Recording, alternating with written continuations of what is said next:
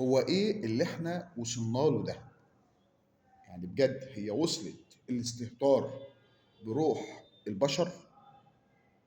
ليه انا بقول كده؟ سيده قدام حضراتكم اهي عايزه تعمل لقطه كبيره، سواء عشان تعمل مشاهدات او تبقى لقطه تذكاريه من اعلى برج في مدينه القاهره.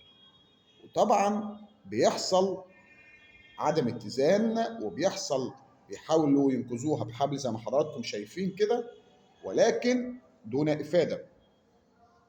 بيحصل زي ما حضراتكم شايفين هي بتحاول قدر المستطاع ان هي تنقذ والناس تنقذها، في الاخر بتفلت وبتنزل لتحت. سواء الفيديو ده كان حقيقي او ما كانش حقيقي او حد بيعمل كده، فده حاجه مش كويسه خالص. دي حاجه مش كويسه يا جماعه. لازم ناخد بالنا هو احنا بنصور ايه، وناخد بالنا. يعني انت عايز تاخد لقطه مش في اي حاجه. شكرا لكم.